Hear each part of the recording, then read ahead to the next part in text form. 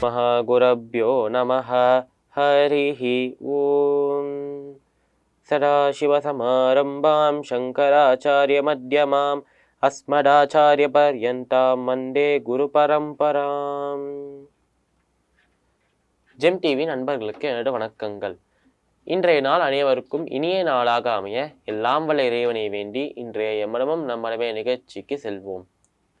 இன்னைக்கு நம்ம லலிதா சஹஸ்ரநாமத்திலேருந்து ஒரு ஸ்லோகத்தை அர்த்தத்தோட பாட்டுட்டு நேற்றைய தினத்தின் நீதிக்கதையின் தொடர்ச்சியை காணலாம். இச்சாசக்தி ஞானசக்தி கிரியாசக்தி ஸ்வரூபிணி சர்வாதாரா சுப்ரதிஷ்டா சடசத்ரூபதாரிணி. இந்த ஸ்லோகத்திற்குண்டான விளக்கம். இச்சாசக்தி ஞானசக்தி கிரியாசக்தி ஸ்வரூபிணி, இது ஒரே நாமம் தான். இவ்வளோ பெருசாக இருந்தாலும் இது ஒரே நாமம். அதாவது நம்ம லலிதா தேவி ஒருத்தி மட்டுமே இச்சாசக்தியாகவும், அதாவது இச்சாசக்தி ஞானசக்தி கிரியாசக்தி மூன்று சக்திகளை நம்ம சொல்லுவோம். மூன்று தேவிகளுக்காக, லக்ஷ்மி சரஸ்வதி துர்கா மூன்று தேவிகளுக்காக மூன்று சக்திகளை சொல்லுவோம்.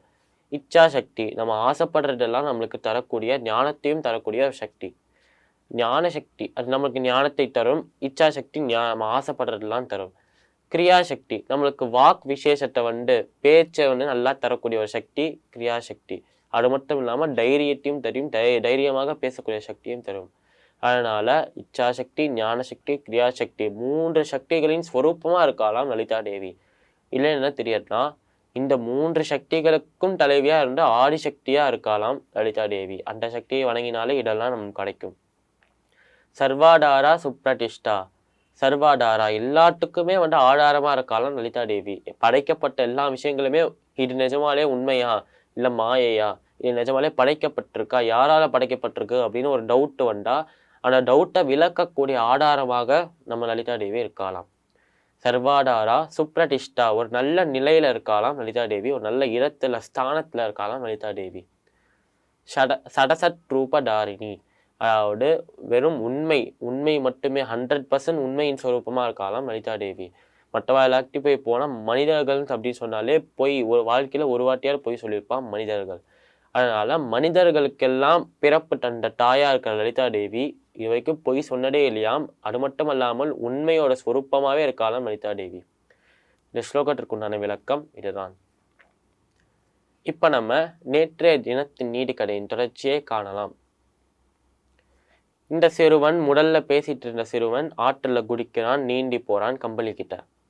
இப்போ அவன் கம்பளி கிட்ட போனதுக்கப்புறம் அதை நல்லா கையால் கட்டி பிடிச்சிட்டு அப்புறம் அப்படியே நீச்சல் அடிச்சு திருப்பி வந்துடலாம் அப்படின்னு நினைக்கிறான்.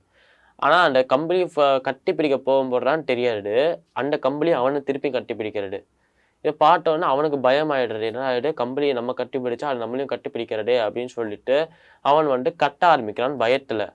அப்போதான் அந்த இது கரையில் நின்றுட்டு இருந்த சிறுவன் சொல்கிறான், ஆற்றங்கரையில் நின்றுட்டு இருந்த அந்த சிறுவன் அவன் நண்பன் சொல்கிறான், டேய் அது கம்பளி கிடையாடுறா, அது ஒரு கரடி அப்படின்னு சொல்கிறான் அங்கேருந்து. அப்போதான் இந்த கட்டி பிடிச்சுட்டு இருக்க சிறுவன் தலையை தூக்கி பார்த்தா கரடியோட முகம் அவனை பார்த்து சிரிக்கிற மாதிரியே இருக்கு அவனுக்கு. இப்போ என்னன்னா அவனை கட்டி பிடிச்சிட ஒரு கரடி தான். ஆனால் என்னவோ அவனை மரணமே கட்டி பிடிச்ச மாதிரி இருக்காம் அவனுக்கு. ஏன்னா இப்போ அந்த நீரோடே வர்றது, வாட்டர் ஃபால்ஸ் வர்றது கொஞ்சம் தூரத்தில். அதனால அந்த வாட்டர் ஃபால்ஸில் கீழே விழுந்தா அவனும் விழுவான், அவன் மேலேயே தான் இந்த கரடியும் விழுவான். அப்போ அவன் இறந்து போயிடுவான். அதனால நான் சாக போகிறது நிச்சயம் அப்படின்னு சொல்லிட்டு சோகத்தில் இருக்கான் இவன்.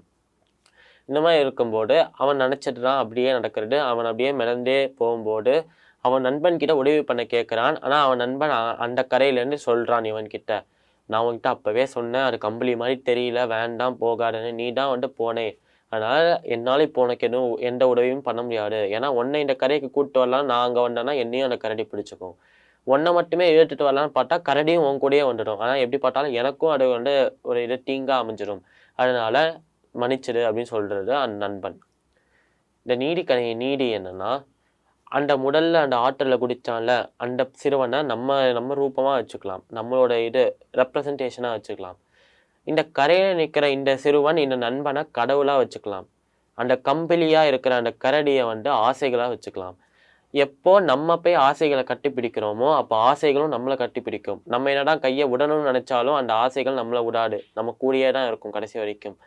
அதனால நம்ம ஆசைகள் தான் வேணும், கடவுள் வேண்டாம்னு சொல்லிட்டு நண்பனை விட்டுட்டு கரடிக்கிட்ட போறோமோ, அதாவது கடவுளை விட்டுட்டு ஆசைகள் பின்னாடி போறோமோ, அப்ப கடவுளால என்ன பண்ண முடியும்? அந்த நண்பனால என்ன பண்ண முடியும்? அதனால நம்ம முதல்லேருந்தே அந்த நண்பன் கூடயே இருந்து, கடவுள் கூடயே இருந்து ஆசைகள் வேண்டாம், கரடியே வேண்டாம் அப்படின்னு சொல்லிட்டு கரடியை போக விட்டுட்டோம்னா, நம்ம வாழ்க்கையில நம்ம அந்த நண்பனோட, கடவுளோட சந்தோஷமா இருக்கலாம். இந்த நீதிக்கதை நீதி இதுதான். மீண்டும் நாளை சந்திப்போம். நன்றி, வணக்கம்.